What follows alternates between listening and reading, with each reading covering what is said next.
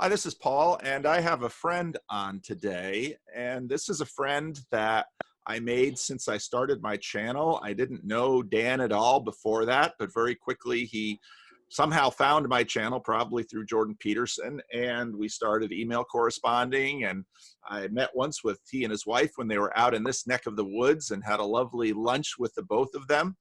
And I've Dan and I have talked quite a bit, and I sort of wanted him to share his story. And so that's what today's video is about. So Dan, welcome to the channel. Thank you, Paul. It's great to be on. And I think the main goal of this video is to share your story, because I think your story, I think there are a lot of other people with similar stories. Every story is different, but I think your story has insight for some of the contemporary conversations that we've been having. So why don't you introduce yourself the way you want to, and I'll sort of play midwife and try to help the story unfold. Sure. Yes, first of all, thank you, Paul, for having me on. And just want to thank all the folks in our corner of the internet, Vervaeke, Peugeot, all of the folks in this conversation. You've helped me tremendously process through these times, prepared me for these times. So first of all, thank you for all of that. Secondly, want to note that I'm kind of breaking a pledge here that I got off of social media and have not been doing Zoom calls because I've been finding that those interactions have in many instances strained relationships more than enhanced them, that the in-person. So anyway, I feel like this time though is important for me to kind of break that. One thing about that, it's this time with COVID and all of us retreating to our times has really made me appreciate the incarnation that much more. The fact that Jesus was here in the flesh, in our material world. So anyway, that's just a thought as we start that's really hit me. One of the catchphrases these days that's kind of reverberating around is the whole sense of white guilt, white fragility in our racial times. And I think I just wanted to share my story because I've been processing through white guilt, similar to you, Paul, in many ways. And so may have had a head start on a lot of the folks who are younger than us and or are entering this conversation more recently than what we have. Well, why don't you start at the beginning, growing home, family of origin, growing up, religion, all the usual stuff that I quiz people on when they come on my channel. Yes. High relevance realization. Right. So I was born and raised in Grand Rapids, Michigan, home of the Christian Reformed Church, went through very similar schooling, et cetera, to what Paul has expressed on his channel. The neighborhood I grew up in was one that was post-white flight. So I grew up in a community where maybe at the time I was born, it was 50-50 or some kind of mixture. But by the time I moved out of that community, my parents moved out of that community, we were by far the minority. And so my interactions with racial, cultural differences, and I think there is a key difference there between culture and race. Maybe we can get into that later.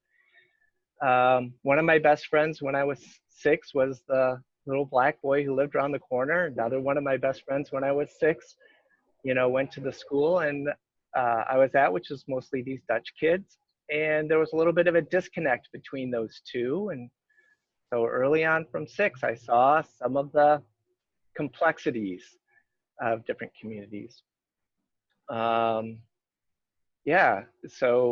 I grew up there. I interacted with the community in different ways, had a paper route, so had, customers who were of all different backgrounds and cultures and races.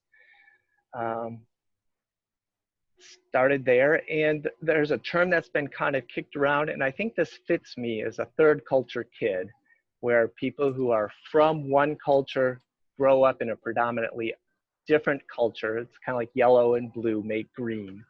And I think that fit me. So went through, I guess one other thing is the church that we went to on Sunday mornings was, it was a very mature church, a lot of older Dutch folks, not a lot of kids. As Mary Cohen has said, if your church isn't crying, it's dying. It was one of those. So Sunday school classes didn't have a lot of kids in it, but our cadets, which is the Dutch version of Boy Scouts, was probably 50-50 when I was there, of neighborhood kids and, you know, kids from the church. So again, this planted seeds from a very early age for me, what racial things and cultural things were all kind of in the mixture. Those seeds really started to come to fruition, went off to college, studied architecture. Actually, it's been good that architecture at that point, and this was in the 80s, late 80s, early 90s, was very much in the throes of postmodernism. So thank you, Jonathan Peugeot, for some insights why I was having serious issues with the architecture program at that time. And then that was in the Detroit area. And just seeing how foolish it was, we were tearing down all this beautiful architecture in the city and building just the schlock out in the suburbs and losing community. So there was a physical aspect to my, you know, another seed. Moved on from architecture school, went to study city planning. Like, okay, why are we doing cities the way we're doing? Did that in Atlanta. This was in the lead up to the Olympics coming there. I worked with one of the local neighborhoods that was processing the Olympics, which is a primarily minority community. Got a view of cultural things from the South, and just another layer of that. And then newly minted with my graduate degrees and my sense of purpose, moved to inner city Chicago, because I really was green. I could not comfortably live in yellow, and I could not comfortably be blue. I am both. So anyway, moved to the inner city Chicago with a desire to help rebuild community. As Paula said, this is second wave, racial reconciliation, rebuild the community. And I gotta say, it's been a very difficult, very rich, very rewarding experience living here in Chicago. We are the only white folks on our block. We're one of a handful of folks who have either purposefully moved here or remained here. And those are two different pools. But we've definitely formed a community here, which is very rich and very deep. So I've sensed a real change in the messaging the last 5 to 10 years as critical theory has crept into the blue church. And it's very disconcerting. So I think that's why I'm telling my story. So that's you raised your kids there. Tell me about, you don't have to talk about your children at all, but some of the decisions that went into, because often for people, I mean, again, my parents, you know, very big value, move into the city, incarnate the integration message of second wave anti-racism. You know, raise your children in that milieu, raise your children in the city. Those who are familiar with Tim Keller will recognize a lot of these things, because a lot of people don't recognize that the Philadelphia Westminster Seminary was in many ways sort of a think tank for a lot of this, what was called in the 70s and 80s urban ministry. So Tim Keller, Roger Greenway, I mean, that was the thinking that was in the Christian Reformed Church, Synodical Committee of Race Relations. You know, of course, I grew up in that wave in Patterson. Yes. Living Stones here was planted in that wave. Earl Marlink left Chicago, and partly because of all, I mean, a lot of people, well, it's fairly well known in the Christian Reformed Church. A lot of people outside the Christian Reformed Church, of course, don't know much about it, but Chicago became a flashpoint Yes, it for did.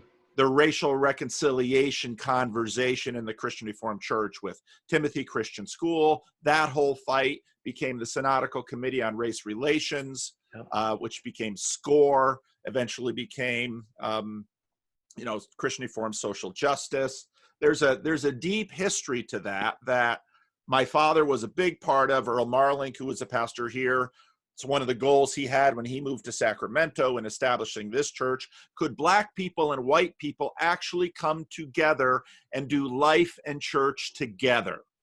And that's how I grew up. That's how, I don't know how much intentionality was there in, I mean, you don't have to name names, but how much intentionality was there in the church you grew up in? I mean, if it's cadets were 50-50, a lot of the Grand Rapids churches didn't flee. They tried to stay, and many of those churches have continued to do that. And I can name those churches, they roll off the tongue. But yes, that's that transition, and that, I think, if we're going to get into kind of the move from second wave anti-racism to third wave anti-racism in the Christian Reformed Church, I think it's helpful, especially for our audience, to get a good sense of just how robust and important, at least to those of us who grew up in it, second wave anti-racism was in the Christian Reformed Church. I know, so maybe you can flesh some of those points out a little bit more before we move on. Sure. The church I grew up in was Burton Heights Christian Reformed Church. We lived very close to the corner of Division and Burton. That was the closest major intersection. The Garfield Park area, I have many memories of going to the pool there and being one of a few white kids. So we were, all of that. And right across the street from Burton Heights, this is the granularity we have. And now I think a lot of people listening to this conversation are going to be Christian Reformed, and they're from Grand Rapids, and so they know these places. And so I think, to the degree that it's appropriate, getting into the details is helpful, because of course Garfield Park was an RCA right at the other side of the street. Yes. And Burton Heights is also interesting historically, because that was the end of the line for the streetcar. So back in the, I don't know if you know that. this. Yeah. I didn't. Yeah. So in I think it's probably the 20s and 30s, that was sort of the edge of the city. And so Burton Heights' history with racial reconciliation is a little bit different from Bate Street or First or Neeland Avenue. And then you sort of have these second wave anti-racist CRC churches like Madison Square, where I went to, Grace, and you had the whole dynamic. I mean, I could do a whole video just on this stuff.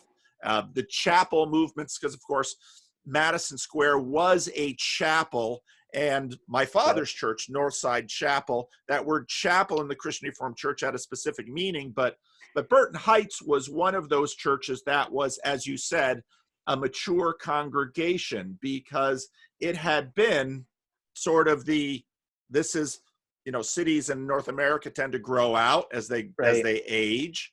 And so this had been, an important neighborhood. And if you get just south of Burton, obviously, my wife often, if we look at houses just south of Burton, there are these glorious houses that aren't, Grand Rapids has gone up quite a bit actually in the last few years, but there's these amazing houses just in that Garfield Park neighborhood, which are just architecturally stunning and beautiful and gorgeous. But of course, they're close to Division, which is another boundary line in Grand Rapids. So there's tons of stuff going on there in that history. Yes, and that was the soil that I grew up in.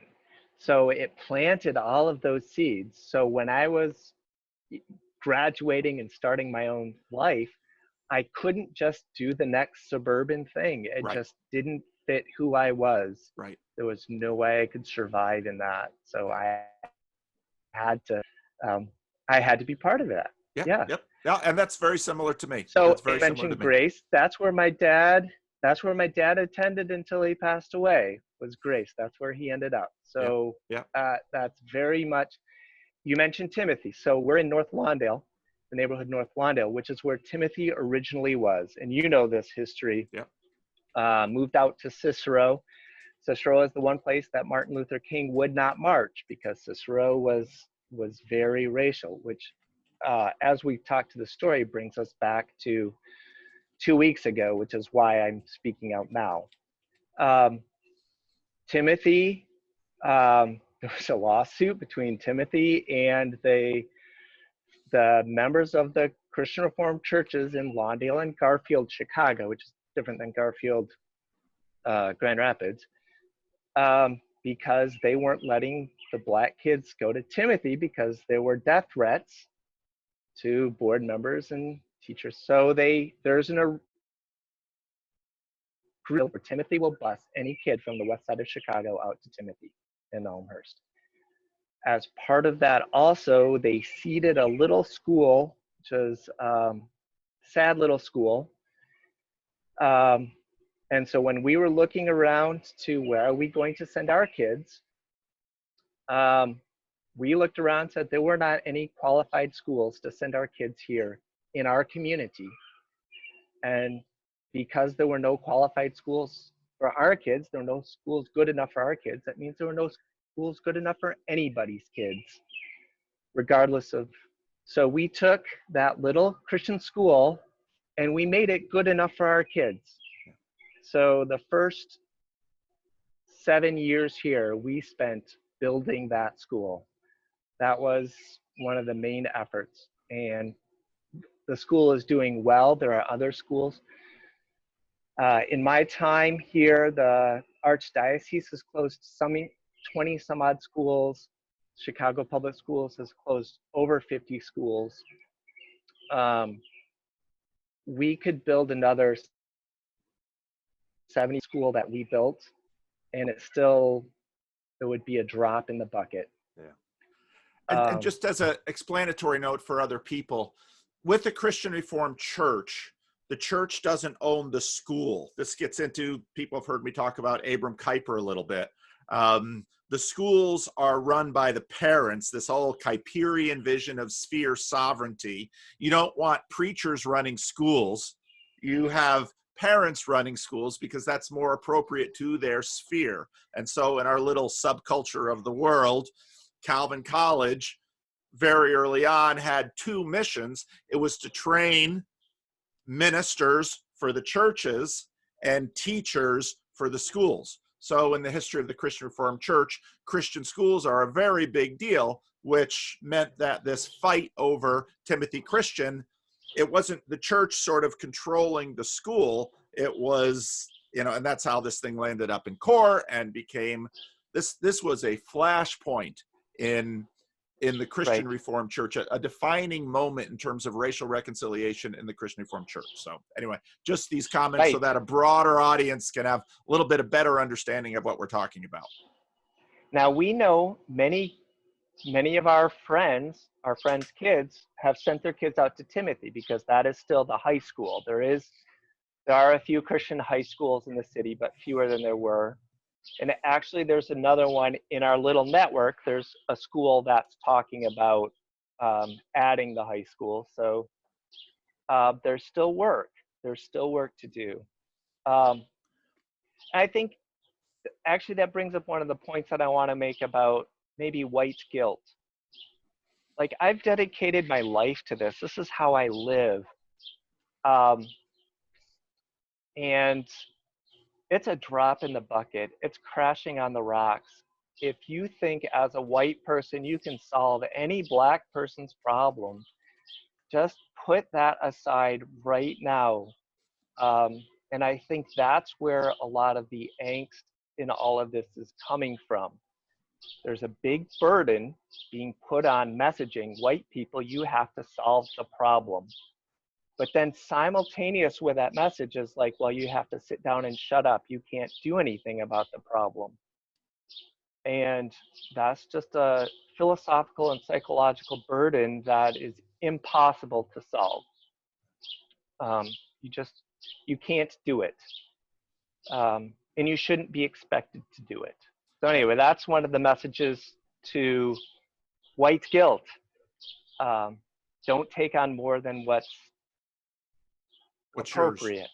Yeah. Well, I mean, there have been a number of, just recently, obviously, that Black Berkeley professor who wrote that anonymous letter that's been handed about the internet.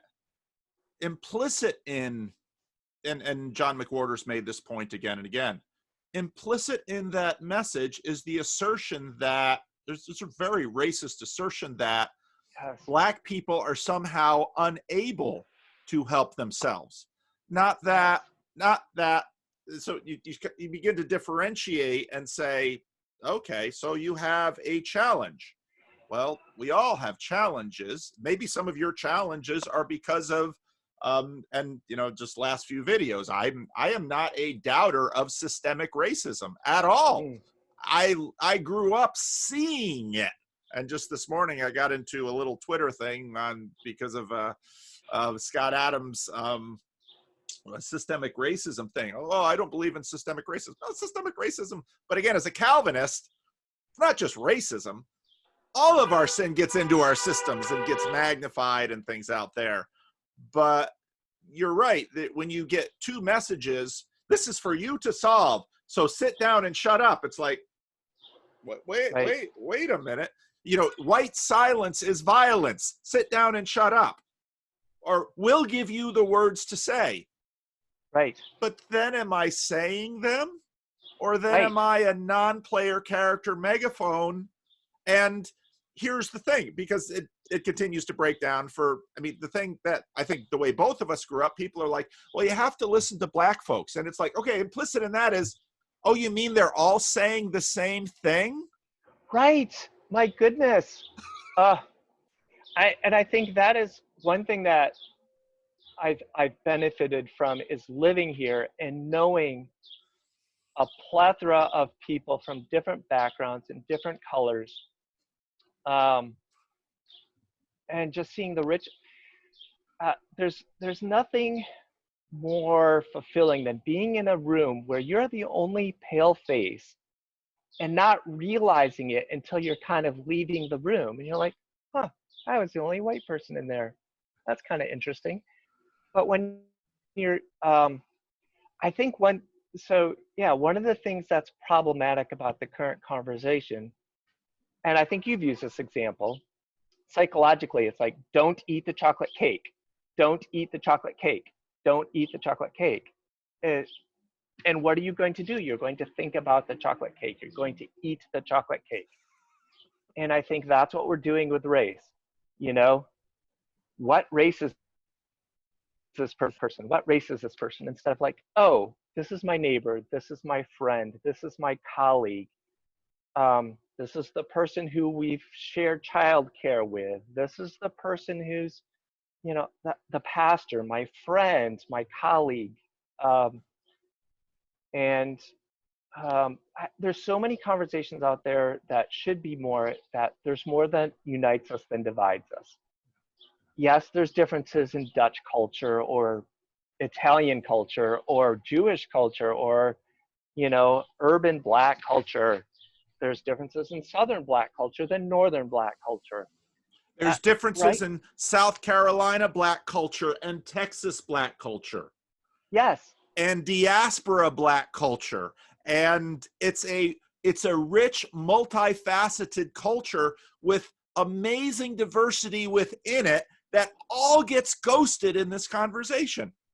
Right. Exactly. And maybe we should celebrate our differences in culture. Maybe we celebrate our differences, but I think they're all subcultures. They're not, we're still American culture. People celebrate Christmas here, I guess, to Tom Holland's point. Not only are we American culture, but we're Christendom. We still are.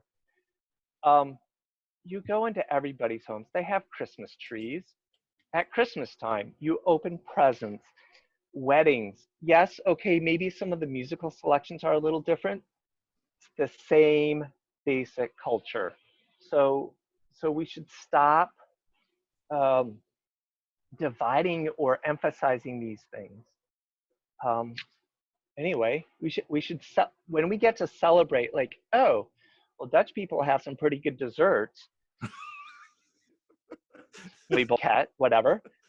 But they have lousy main dishes. I mean, it's just meat and potatoes. How boring, And right? boiled vegetables. Oh my goodness, right? But fried chicken, barbecue, oh yeah, right?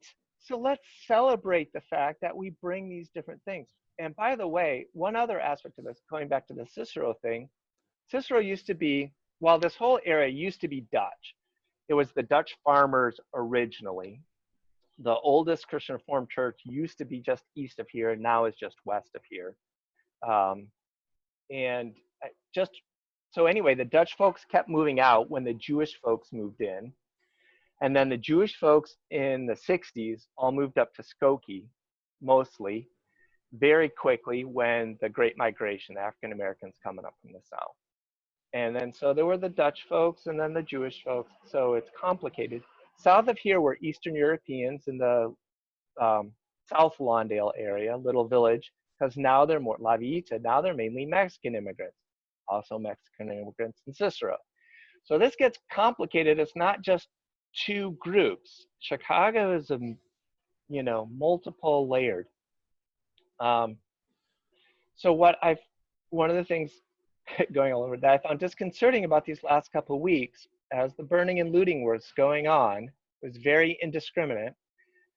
Black folks had been able to go to Cicero or to Little Village very safely up to a few weeks ago. No big deal. Our main shopping strip is a little over a mile to the west of us. Because of the looting and the rioting, the Mexican community has risen up against the African American community and are now threatening African Americans from going into Cicero again. Yeah. We're back to 1960, whatever. Yep. And it's because of critical race theory. It's because of this intersectionality garbage. Yeah.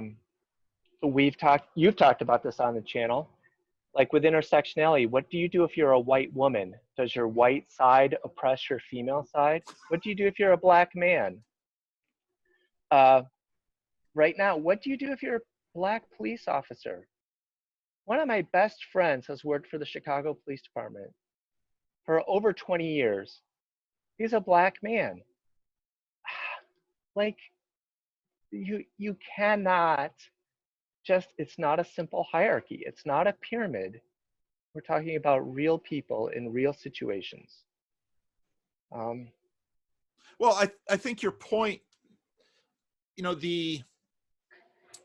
one of my theses is that the civil rights movement led by Dr. King, but it's important to see that movement much higher resolution, understand the differences. When you start looking at Malcolm X, you're looking at layers of differences, because is it the Malcolm of the Nation of Islam? Is it the Malcolm of worldwide Islam? You know, there are those issues. You look at Dr. King, and even Dr. King has layers, because he started this thing in his 20s, sort of got, you know, roped into it with the Montgomery bus boycott. And so it was an evolving thing for him. You've, of course, got the Black Panthers, Stokely Carmichael. I mean, the movement itself was itself a very broad and diverse movement. Now, what happens in history is that we forget. And so sort of the dominant voice comes through, again, people look at me and why doesn't Paul agree that there's racist? And it's like, no, I see racism all over the place. I mean, and so, of course, in many ways, for a lot of white folks, Dr. King was, if they had to select from Malcolm X or Black Panthers or Dr. King, yeah, we'll take him, you know, for very reasonable reasons. And, but this became, for many Americans, especially white Americans, without much without much lived experience, with actual face-to-face 24/7 diversity, that sort of became, well, this is morality. Okay, so that's morality. And so it's black-white. Well, as you noted, very quickly, and this happened with obviously higher levels of immigration at the latter part of the 20th century. Now there are, and again, I just on my last video, I try to correct people on this. Mexican is not a race. Yes. Mexico is a multi-ethnic nation. Yes. With some people from indigenous heritage. The Americas are all multi-ethnic nations. Right. And you know, people say, well, you're nitpicking. No, this isn't nitpicking. It's real. It's real. And I worked in the Dominican Republic. The Dominican Republic was a multi-ethnic nation. And Right. you'd better believe they were all tracking race, but all of the racial equations, there might be some similarities, but they were unique to the context. And so Right. I learned this when I moved from Patterson to Grand Rapids. Race was different in Grand Rapids than it was in Patterson. And I could sense that right away because I knew Patterson and I have developed sensitivities with respect to race. And it was different because the story of Patterson and the story of Grand Rapids was different. And the places in the Great Migration from the South feeding those two places were also different. Folks came up from the Carolinas to the New York area. Patterson, sure. That's right. From other and then places. Here it's Mississippi. That's right. It's Mississippi, Alabama to Chicago. Yep. Well, you know where it is to California? It's Texas. And so then when I moved to Sacramento, it's like, well, this again is another mixture. But in Sacramento, we had elements that I didn't have in Patterson, which were the Asian communities, Japanese communities, Chinese communities, both very long-standing in California.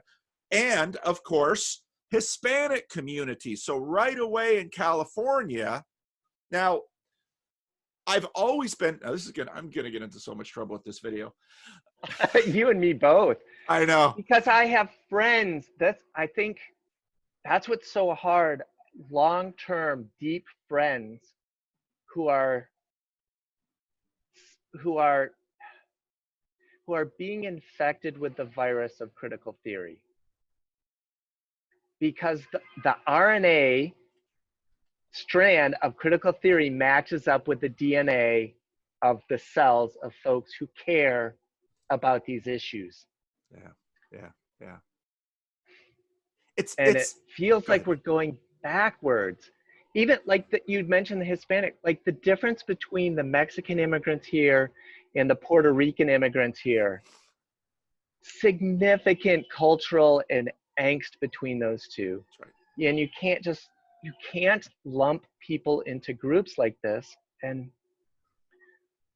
and the difference, the long-standing difference between descendants of, you know, antebellum American slavery and the immigrants from Jamaica, the Dominican Republic, you know, Brazil, other African ancestors who had the slavery in the Dominican Republic and Haiti, in Brazil, that experience was very different from the slavery in America.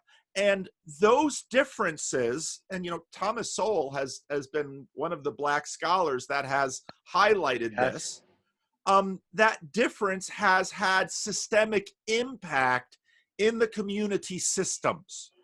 And has impacted outcomes. And now we're in a context where, so there's no majority culture in my neighborhood. Okay. There's white, there's Hispanic, there's Tongan, there's Japanese, there's Chinese, there's African Americans.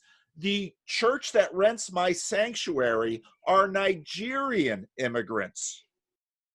They look at this with totally different eyes. And then someone comes along with the phrase, people of color. And when I hear that phrase, I am offended for other people because it's like most of the world are people of color in your bucket. And you're going to lay over all of them. Okay, I understand there's a conversation with respect to whiteness, which is a very valid conversation because as a result of some history, whiteness has importance and meaning, but it has to be contextualized with all of these different variables, which is why it makes such easy social media propaganda to have an Nigerian immigrant calling out Black Lives Matter as an organization, because she's from Chicago and she says, you all care if a white person kills a black person, but the amount of blood that's being shed, you turn a blind eye to that. Yes. Why?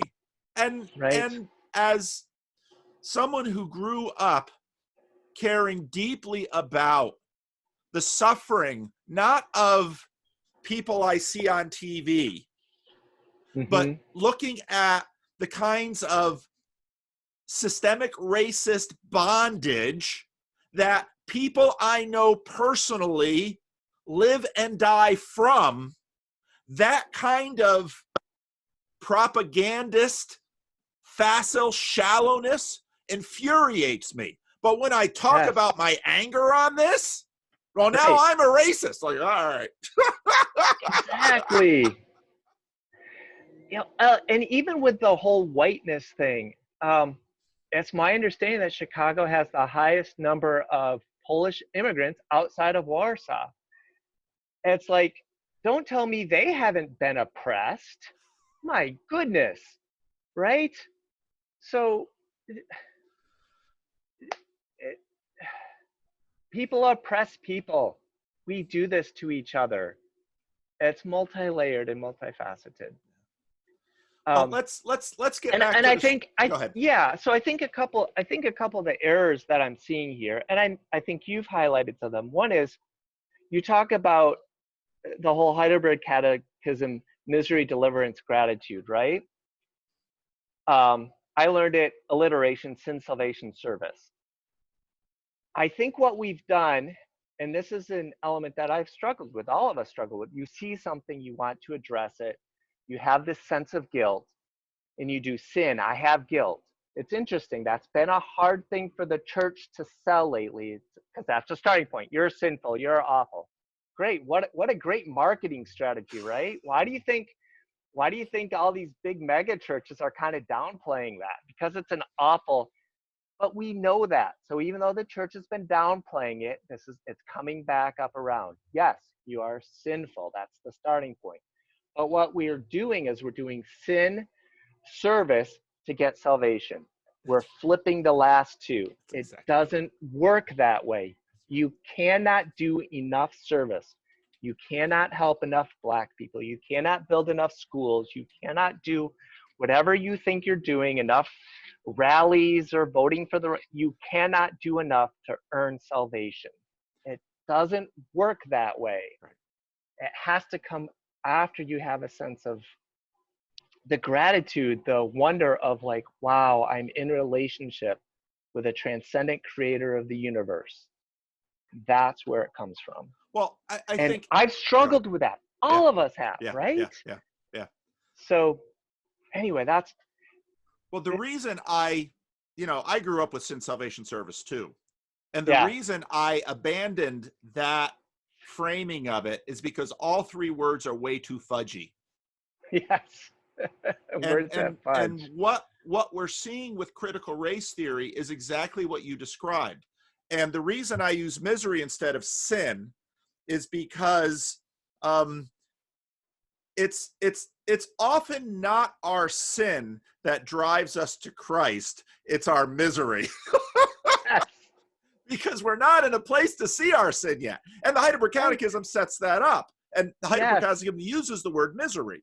And it's like the drunk who gets to the point of saying, my life is unworkable. Well, why is my life unworkable? Well, it's everyone else's fault. Well, that's where we go first.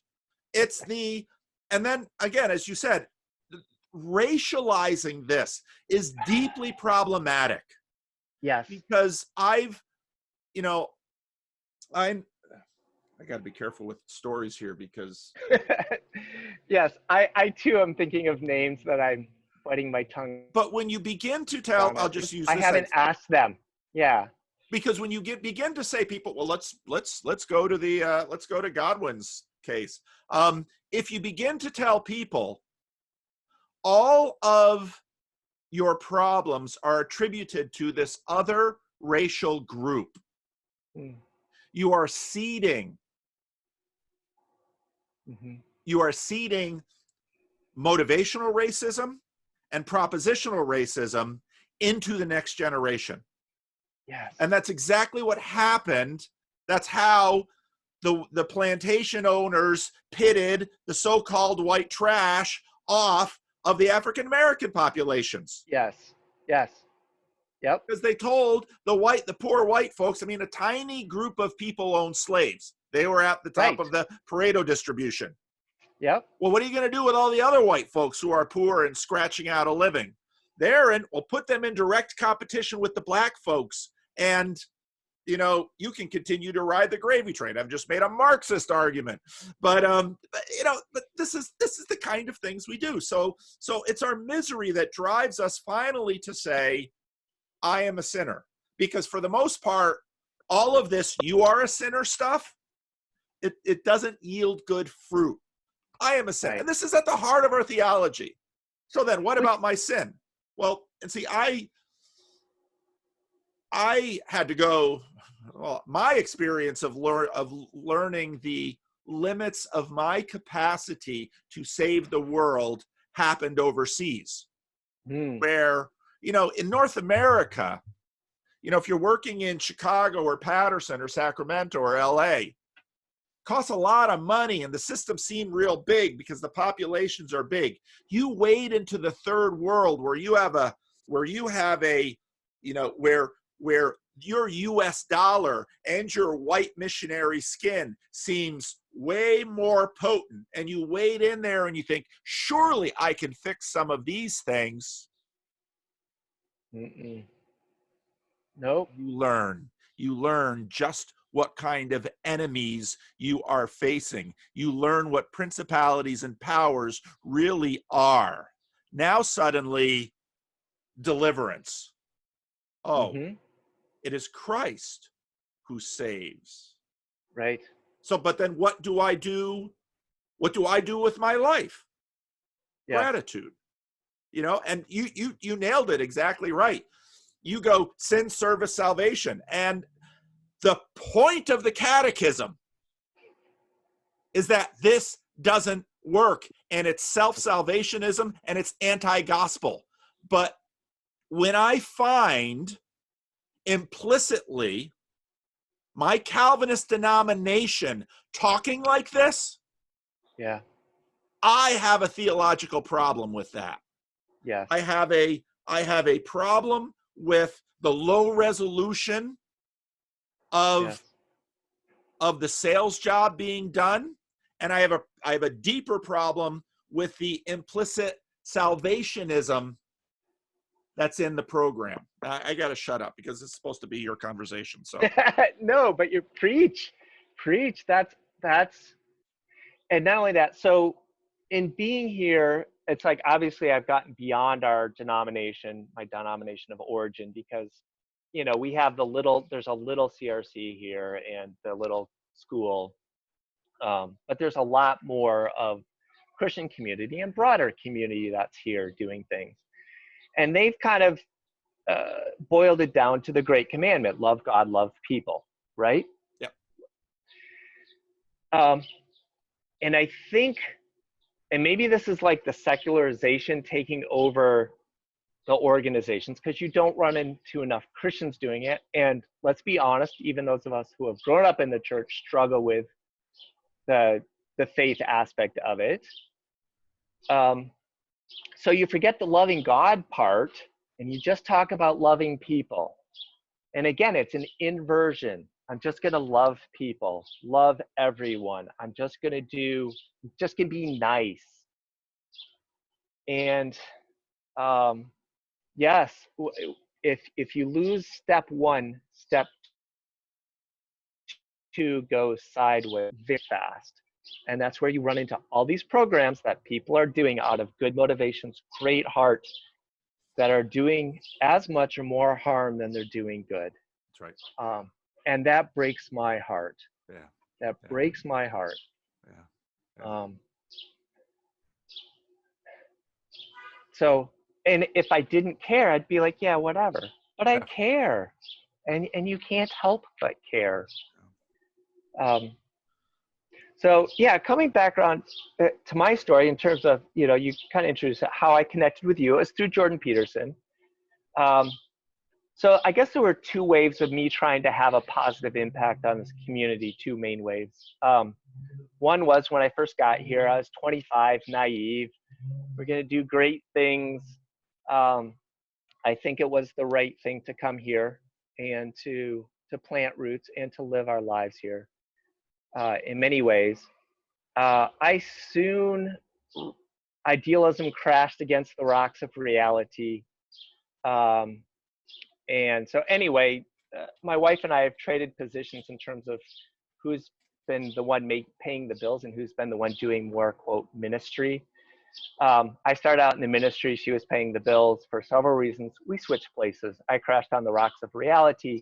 So anyway, I went to work downtown Chicago, made a living, and she was doing ministry type things and doing kids. It's not that clean cut, but that was a big wave. 2008-9 happened. This area was getting gentrified. That's another issue I'll come back around to. Prices were getting bid up, whatever. The bottom fell out. I was like, oh, great. Here's a second opportunity for me to try and do the affordable housing thing. Came back in. I had learned a bunch of lessons. Again, crashed against the rocks of reality. So I was sitting here like, okay, what am I doing here? What impact am I having? What good? I was going to like renovate all these properties, buy up all these foreclosures, just rebuild the whole community. In the end, like you've talked about it, I manage a few apartments at this point. I clean toilets or fix leaky toilets and repaint beige apartments beige. That's what I do for a living, but it's not even really a living. And so I'm like, what is this God thing? What was I doing or whatever?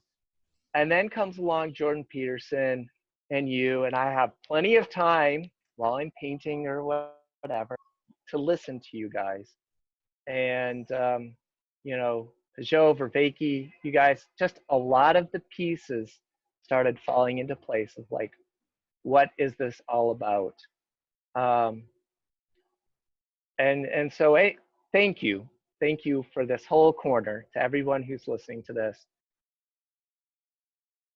Now is to paint a beige apartments beige, to try and keep them clean and keep the lights on. And it's just a little bit, it's just a little corner. I'm not going to stop the riding. I can't. It's beyond me. I can speak out against the philosophy that seems to be driving this. That's drawing us backwards. But anyway, that's what I'm doing now. Okay. Well, yeah. That's it's really interesting because when I reflect back on my father's ministry,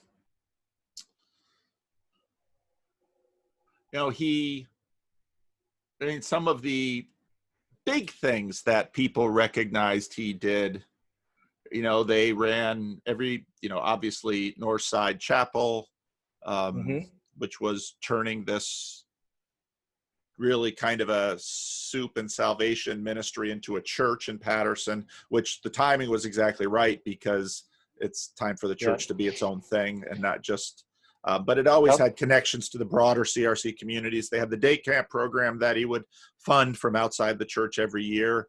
They had the Northside Addicts Rehabilitation Center, which during the heroin epidemic was a big deal in Patterson.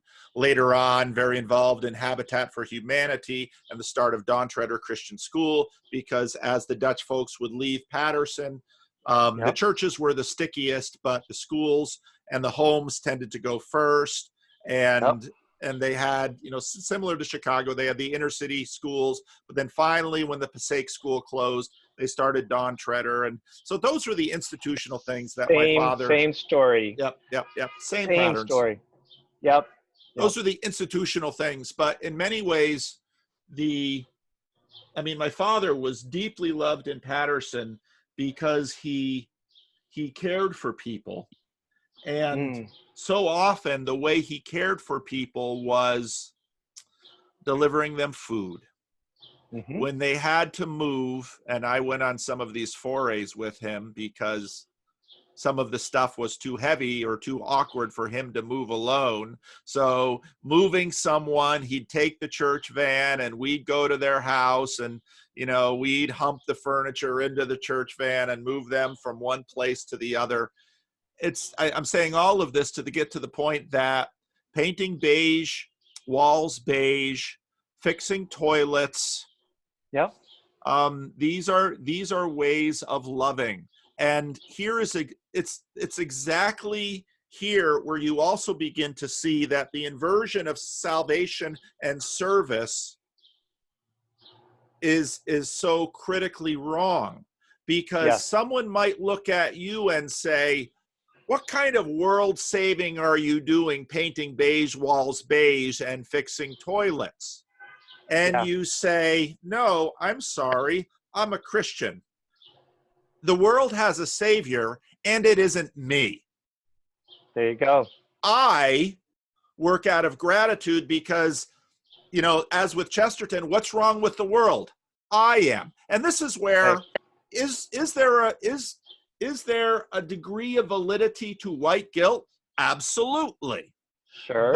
But see, the world's way of dealing with guilt is guilt. See, you can't use gratitude again. That's why I use gratitude. Right. It's guilt. It's guilt, religious show, salvation in the eyes of your community. Right. And again, if you look at the Sermon on the Mount, which I'm starting to preach through now, which is so it's on my mind, Jesus says, don't do your service to be seen by people. Because why? Not that it doesn't feel good, not that it isn't validating, not that you won't receive status for them. You've already received your reward. And this is the point about secularity. The reason critical race theory fails against, let's say, the Heidelberg Catechism is because critical race theory is fundamentally secular. Yes. And there is no God that can save. Therefore, it's up to us. And that's why it's sin, service, salvation. The salvation, and this is why it gets into all these other utopian frameworks where it's up to us to bring in the kingdom here and now. It's up to us to punish the guilty and exalt myself, it winds up being, because I'm the hero of my own story. It's pride. Pride. It really comes down to pride. I'm too good for this. I need to, I'm the salvation of the world. And that's pride. And when I look at my heroes, black and white, of the lives I've seen, you know who they are? They are the people that were scrubbing floors and painting beige walls beige and fixing toilets and helping poor people in Patterson schlep a lousy fridge from one place to another and getting his son involved. Because, well, why would you spend your time serving, and I deal with this with the homeless people that I deal with. Sure. Why pour your life into a person that is going to die, in all likelihood, stumbling drunk into Florin Road and getting hit by a car? Yeah. Because the frame of my deliverance is not cut off by secularism. And people look at helping a homeless person and they say, oh, that's noble. But my motivation is to save the world. Oh, you go out and you try that for a while. You just try it in a little corner of the world. You just try that with your kids. You just try that with your alcoholic spouse. Go ahead. That's one of the critical race traps too, right? They say, oh, you're only being an ally to feel good about yourself for your own self-motivation. That's one of their traps. And there's a degree of truth to it. Exactly. It's like the virus. That's what I'm saying. It like matches up with the DNA just enough to get in there and reproduce and kill the cell. That's right. It's That's right. there's enough truth there. Yep. Yep. Another one of the traps. This is so frustrating. It's the sit down, shut up. We all got grief for white flight, right? My parents were one of the ones that stayed. There were reasons for that. When everyone else left, oh, all the white people are leaving. Then white people are moving in. Oh, you're gentrifying. You want me to be a neighbor or not, right? There's no winning strategy there. And with the riots, we're probably going to see more flight. But here's the thing. Yes. There's plenty of black flight too. Yes. Many of the people that lived in my neighborhood when I got here, my black friends moved out to the suburbs for better public schools. Right. And I stayed. That was one of the downsides of redlining, right? Redlining, all the black folks kept together of all different, and then redlining ended and the folks with resources left. That's right. That's right. No, those were broad terms, but yes, those were trends. Yep. Which is going back to my point. The folks in this community, there's two aspects. There's folks like me who purposefully decided to move here. There's another series of folks who purposely decided to stay. I found your conversation with TK fascinating last week. The tension between, hey, you've made it, go do your thing, and other people like, no, you have a responsibility back to the community. You see that strain. Are you supposed to go and make the best life? Are you supposed to come back to your community? There's so many layers to those decisions. That's right. That's right. So many layers. Brings up one other point that I wanted to make, and that is we're all members of one body with each with a different role. Some of us are to be eyes, some of us to be arms, some of us going off of Paul's. And you can preach it much better than I can. We all have different roles in the kingdom here. All of us are different. It's Jordan Peterson. Don't compare yourself with who someone else is today. Compare yourself with who you were yesterday. You cannot look at someone else and say, oh, I should be doing more. I should be doing as much as, I should be doing less than. We're all uniquely created, uniquely gifted, and just try and line up with the Lord's will for you, for your family, for your life. So that's another thing I want to put out there for all the people who are now like processing their white guilt, maybe freshly.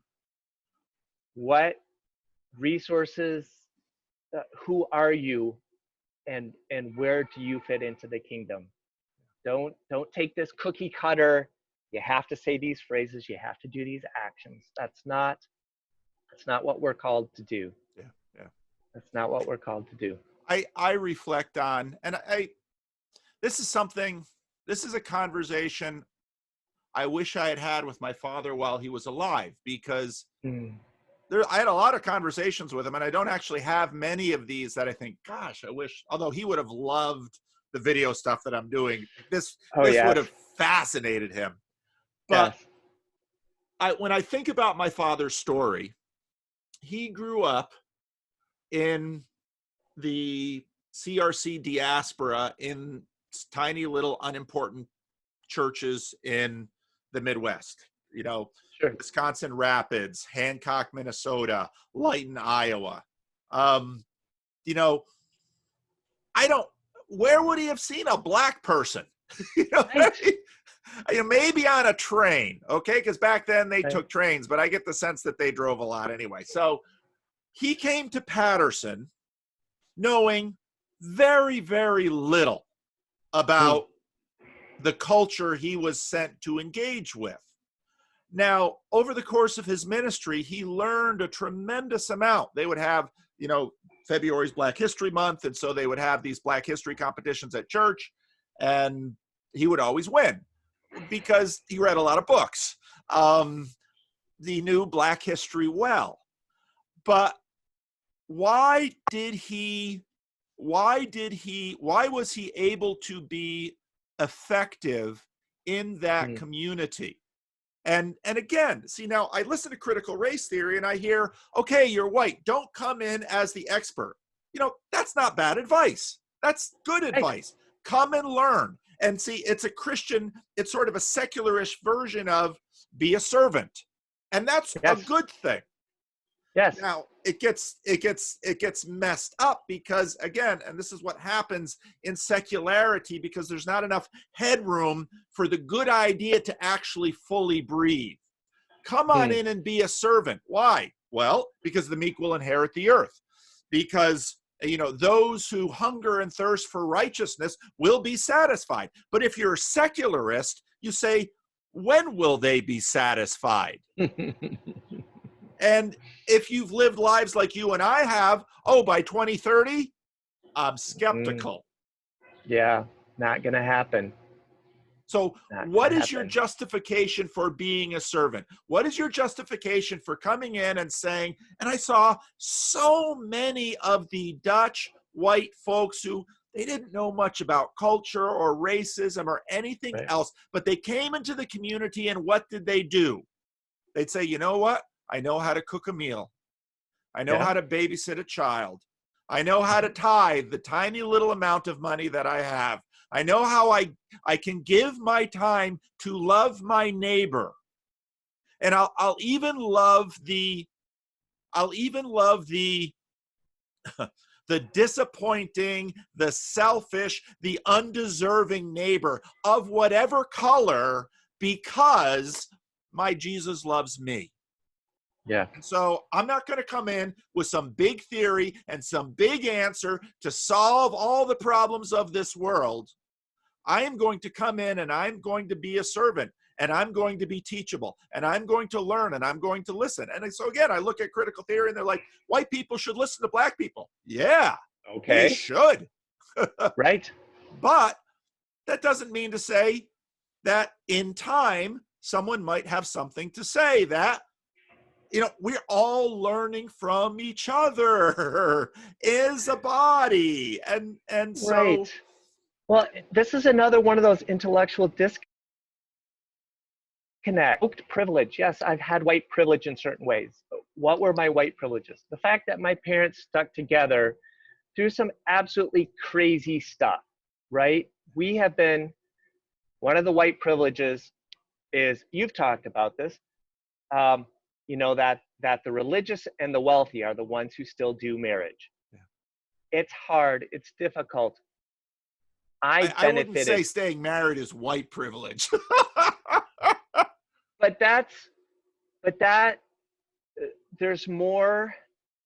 there's higher rate, there have been historically higher percentage rates of marriages, intact marriages, first marriages, whatever. Absolutely. Because there was concerted effort in slavery to destroy. Yes. And not allow black marriages. Absolutely.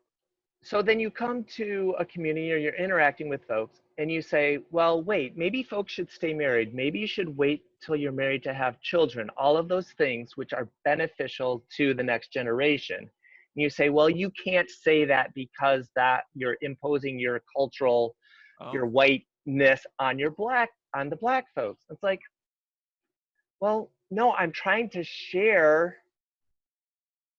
things that were beneficial to me that I think would be beneficial to you. It's the whole loving God. It's trying to love people without loving God, right? God set up these institutions. God set up these ways that we interact with folks that have generally been beneficial to our little Dutch subculture. And to say, oh, you can't tell someone of a different culture or a different race that this is a good thing. That seems foolish to me. It seems foolish to me that you can't say, look, if you get educated, get married, have kids in that order, life will be better for you. That comes from our culture. Or it's common in our culture. Maybe it doesn't come from our culture, but it's common in our culture. I'd say it is the marriage question is complicated because these things, and again, I watch people talk about them today, and I feel so old because in some ways when I got here, I talked to Earl Marlink, who of course was my father's generation. And Earl Marlink is often like, oh, we talked about these things 20 years ago. And so I get to things now and it's like, oh crap, we talked about these things 20 years ago. I'm so old. Sure we did. And so then when I hear someone like Glenn Lowry on a recent video basically saying, you know, in some ways, not in all ways, in some ways, you know, the Black community has taken steps backwards, even from what it had achieved under the injustice and strain of the obvious, blatant, legalized apartheid, systemic racism of Jim Crow. When you look at, and this is again something that I see often, there are not many. One of the benefits of pastoring a church like I pastor here is that I get to be pastor for some of my heroes, some of the people that grew up in as Black in Jim Crow South, Texas, and endured that, and it didn't embitter them. And people are talking about, you need to listen to the victims of systemic racism and say, okay, well, there's a lot of systemic racism around. I'm going to listen to the victims of some of the worst systemic racism North America has seen within the lifetime of any living person here. So I am going to look at people like, and I'm not going to name their names on the video, people like these people in my congregation who grew up in the Jim Crow South and through Christianity learned to endure, and whether or not they knew the Heidelberg Catechism, you know what they were living? They were living misery, deliverance, gratitude, because they knew they were not going to fix this system that was way too big and powerful for them, but they knew how to be Christian inside of it, and they knew how to love people. And they are my heroes. I will call out a few names because I miss them. They've passed on. There's a whole generation in the 25 years we've been in Chicago that have passed on. I miss the Mr. Taylors and the Miss Washingtons and the Miss Minnies. There was a depth and a richness and just a spirituality and just solid people. And they've passed on, and we have lost something in that generation. Yes, we have. I'll name one in Northside Chapel, Doug Harrison. You know, Doug Harrison was an intellectual. And I think part of why he and my father and his son, you know, Dougie, you know, still lives in Patterson. But, you know, so, what my father, so much of what my father learned, he learned from Doug Harrison. And it was that generation. And I look at what's happening now, and I think I'm part of me is happy my father isn't here to see it. Because let's not kill each other. Let's not burn down our own neighborhoods. Yes, there are issues with police. I'm a Calvinist. There will always be issues with police. Yes, we have issues with race. We will always have them. That's no excuse not to work on them. We will work on them. But let's not kill each other in the process, please. It's heartbreaking to me to see developments that I've either been directly or indirectly involved in rebuild, like food desert issues here on the west side of Chicago, and to see a gas station that sat empty and 5 years ago or 10 years ago, whatever it was, get renovated, and now it's burned. A little strip shopping center boarded up, just indiscriminate. They took out Mary's Barbecue, west side of Chicago. It's the most west side of West Side Chicago. I was talking with someone who rents an apartment, and she teaches the little girl of the niece, I believe, of the owner. And it's just indiscriminate destruction and torture. And if I were Walmart, we struggled so hard to get Walgreens to come back to the neighborhood, and the grocery stores, and burned and looted, burned and looted. And when you have the Latin Kings aligning because the Chicago Police Department and the politics of that, the Latin Kings defending their neighborhood. So now you're reigniting or flaming the Gangster Disciples versus Latin Kings. I live a half a block from their dividing line, from their turf, the railroad tracks.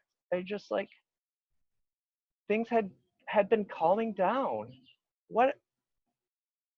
And yes, there are outside agitators, but it was youth from this community. They were looking for opportunity. They were bored. COVID had a piece of this. Oh, COVID had a huge piece of this. I have several friends who are doctors. I'm going to get in trouble. What a mistake. What a mistake.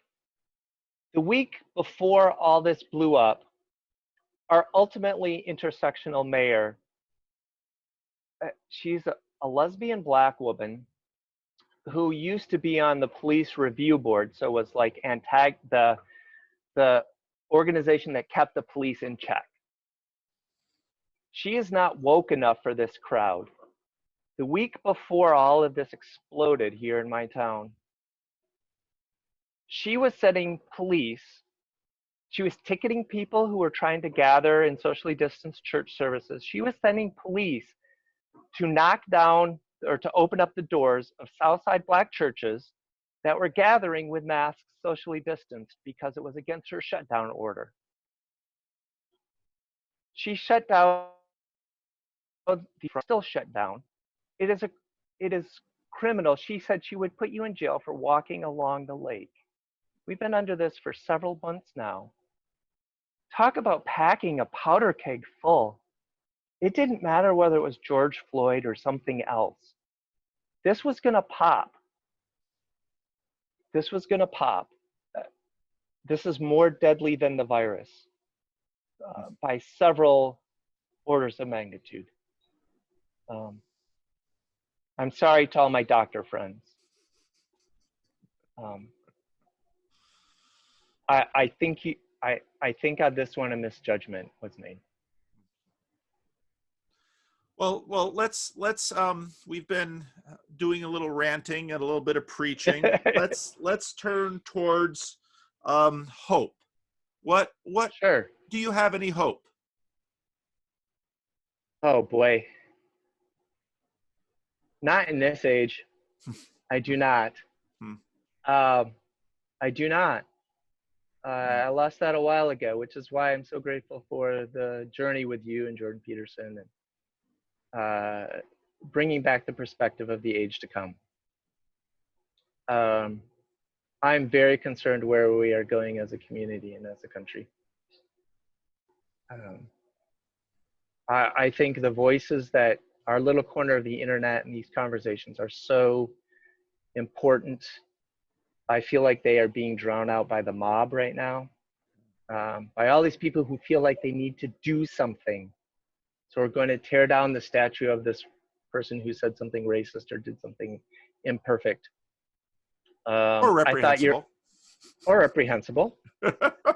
I thought your interaction with Chloe, I'm not sure how to say her name, Valdary, was great, where it's like, coming up with all these flawed individuals. MLK was a flawed individual. Malcolm X was a flawed individual. You're not going to find many that aren't. No, Paul Vanderklay is a fallen, so is Dan Wagonmaker. So I do not have that kind of hope. I think we have to go through it. The Lord works in mysterious ways. One thing that's been interesting about the American church, I was thinking this maybe a year or two ago, as I was, it's interesting how in Eastern European, the Soviet Union, all of that, the church was suppressed. The Eastern Orthodox, that whole And, you know, in the West, we kind of flourished and we had our day in the sun. And then as your sense of decadence and decay and the etymology of those two words, you know, what's been revitalizing the church in America? It's the Eastern strand that was underground. Yeah. You know, the death that's bringing glory. Yeah. That sense of what Peugeot has talked about, the fool bringing back the king. Yeah. So where is that flip going to happen? I don't know. Yeah. I don't think resistance to the BLM movement right now is going to do it. Yeah. They have the narrative, right? The story governs stuff. The statistics are in the, you know, Black folks have it a lot better now than they did in the 60s. Those are the statistics. Police brutality is down. Killings were dropping. All of the statistics were moving in the right direction, but the story is that it's not, and the story is trumping the stuff. Yeah. The story is controlling the data. Yeah. So I don't know where the story is going to come. I don't know. If I figure it out, I'll let you know. Karen, I haven't listened to the whole thing yet, but Karen and Michael, Karen released another conversation yesterday, and Karen's preacher, John Ortberg, has been doing a series on hope, and Karen's been sending me emails about hope. You know, hope is this funny thing. And I only listened to it once, so I haven't really been able to capture it and articulate it yet. But basically, John Ortberg made the point, and I'm going to have to check this myself. In the classic world, hope was a word for basically something that there's no hope for. Hope is like a false, you know, Sure. Hope in the classic world was false hope, you know, basically. Right. The Apostle Paul comes along and basically, looking at the risen Christ, says, no, hope is a real thing. And hope is based on a promise. And so I think the skepticism that we use in addressing critical theory can be used to address our own little implicit narratives of what hopefulness now would look like. Because, you know, the thing about these self-salvation schemes is they're awfully hard to not harbor in our hearts. And we always get excited when we see a little something that seems to be along the way of our narrative. And all that is good and fine. But, sure. You know, in many ways, America is repeatedly the victim of its own success. And the triumphalism we see in critical theory is in many ways riding the back of the success of, you know, many of the heroes who trained in churches to actually accomplish the, you know, getting legal apartheid out of our systems. I mean, that was an astounding victory. And when you hear people catastrophizing about a situation that is certainly not perfect, might even be bad, but they're clearly catastrophizing. Well, you know what? It's going to be interesting to see when I look at a lot of the those who are making a lot of the noises, not all certainly, but some, they're young. And so I look at, you know, the Chaz district in Seattle, and I'm not panicked about that. I'm thinking, all right, so, you know, it's happening. A lot of these young people are going to get a chance now to experiment with some things. They're going to experiment with reality. They, like us, ought to be given the liberty as young people to have idealistic notions about how I'm going to go out there. I've got all these solutions that I remember one conversation I had with my father about, and I think about this now and I just think, oh, what a brat I was. I made a conversation about how, you know, if I ever pastor a church in North America, it's going to grow big. And I look at Living Stones and I just look at myself and say, what a brat I was. My father just looked at me when I said that. And, you know, I think he's just laughing from glory at this point if he ever has a moment to think about that. But, you know, the idealism that I went to the Dominican Republic with, and the idealism that I come to so many things. And just like you say, that idealism has to die on the rocks of reality, but along with that idealism dies so many of my idols. And so I take this thing, which really is an idol, and I don't know it, and I think it's a tool, and I whack, whack, whack, and it crumbles in my hand, and suddenly I begin to realize, oh, I had an idol. Yeah. Okay. And so now it's my Savior coming to me and saying, are you finished yet? Are you ready to let me be your Savior and Lord instead of you? Sure. And I die these deaths all the time. We all do. Yeah, we all do. And I think there's an element to, like, young idealism is, there's a certain element that's good. It's the Peterson, don't interrupt someone when they're skateboarding. Yep. Right? You got to test the limits of where this is at. Yep. So we're testing the limits. Yep. It may have dire consequences, but I'm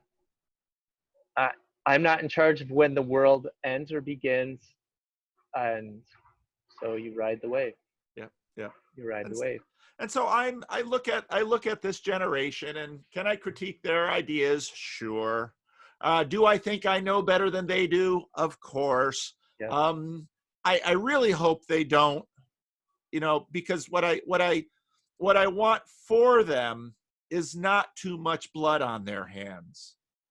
Unfortunately, so often as human beings, that's how we really learn. And okay, you decided you wanted to run a protest. Good for you. There are things to protest. And I think Jonathan Peugeot's video on protest, absolutely fine. You go right ahead and you go out there and protest. Let's see if you can keep your protest nonviolent. These people learned that's not such an easy thing to do. No, it's not. And they needed discipline, and they needed organization.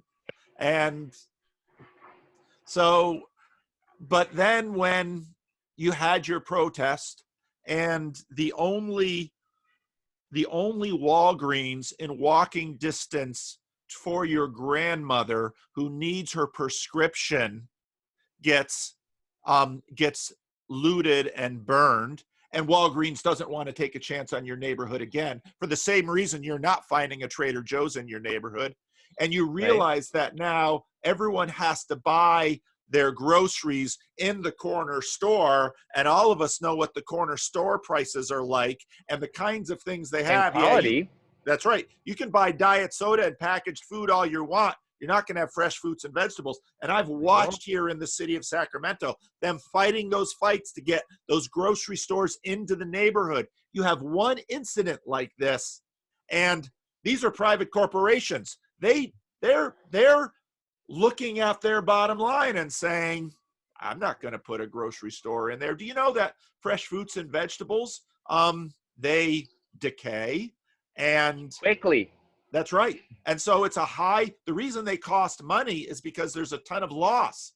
And so, you know, and again, it's like all of these things that we saw in the 60s and 70s. And it's like, are we going to do this again? Really? Right. Are we really going to do this again? Can you read a little bit about what happened then? Because it's extremely well documented. And there's even people alive who have been there. So can we talk? And many of these strips never came back around this area was burned in the 60s. Many of these commercial strips never came back. Yeah. Some of them did, many of them didn't. Yep. Yep. And it's interesting, the overlays of the late 60s, you know, the rocket launch, the I know. just, yeah. History doesn't repeat, but it sure does rhyme. Absolutely. Absolutely. Yeah. Well, anything else you wanted to get out there, Dan? I sure appreciate the risk that you took and wanting to come on my channel and speak your piece.